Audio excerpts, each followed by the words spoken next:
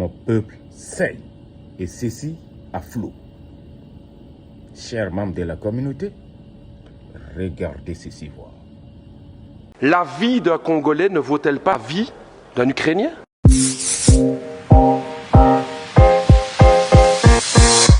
Madame la ministre des Affaires étrangères du Royaume de Belgique, je vous interpelle sur la situation dramatique du peuple congolais.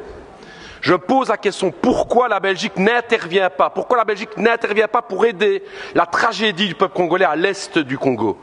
5,4 millions de morts, des centaines de milliers de déplacés, 1 million de réfugiés à Goma, et une responsabilité écrasante qui pointe du doigt le Rwanda présent à l'est du Congo avec son armée.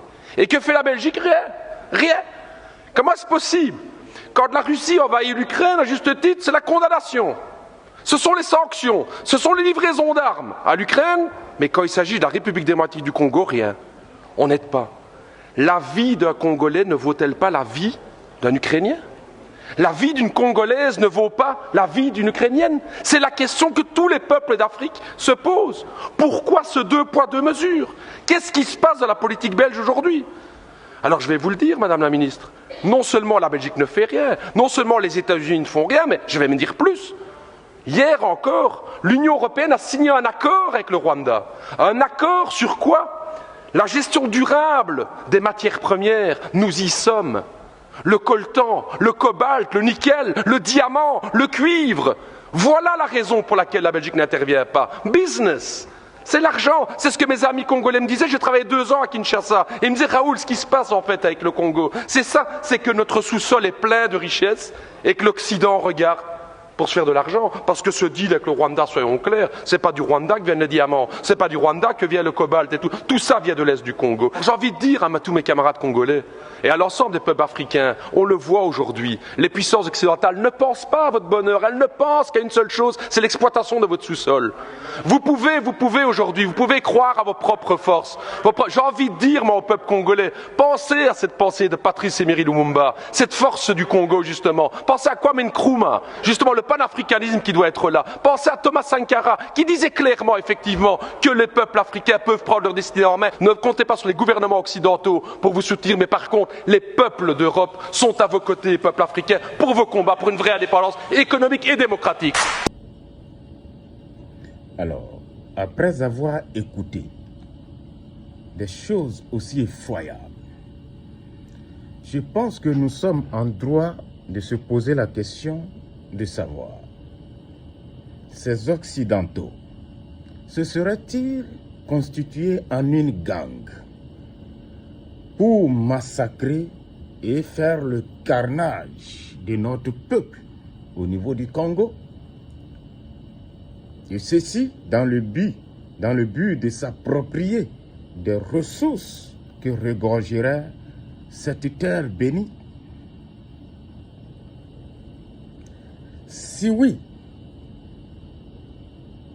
quand est-ce que nous allons enfin se lever comme un seul homme, un seul peuple, pour dire non, arrêtez le carnage de notre peuple? Quand aurions-nous de vrais leaders pour défendre et parler au nom de nos peuples? Parce que c'est effroyable. Pour des minéraux, des millions et des millions de Congolais meurent. Ça coupe le souffle seulement. Ça coupe le souffle simplement, j'aimerais dire. C'est un sacrilège. À la limite, je dirais que le Congo est un tombeau vivant. Et chaque jour, il faut enterrer le sang de mon peuple. Quand allons-nous comprendre qu'il faut nous défendre, qu'il faut nous battre pour arrêter le saignement de notre peuple? C'est vraiment effroyable. Ces Occidentaux sont vraiment sans foi ni loi. Pour du cobalt, pour des diamants, il faut massacrer tout un peuple. Chers leaders de notre peuple du Congo, que faites-vous pour protéger la population et que faites-vous pour libérer notre peuple? Seriez-vous aussi en complicité avec cette gang occidentale? Si oui, repentez-vous. Sinon, alors, adoptez les mesures nécessaires pour défendre notre peuple. Assez, c'est assez.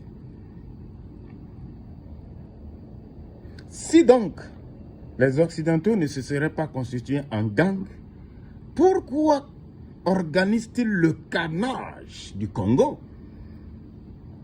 Sont-ils vraiment des humains? Je crois même que les animaux ne se comportent plus de cette façon-là, parce que les animaux sont devenus très civilisés. Nous aimerons donc comprendre ce carnage-là, c'est pour quel but?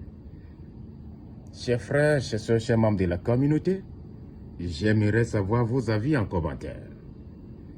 Toujours votre frère.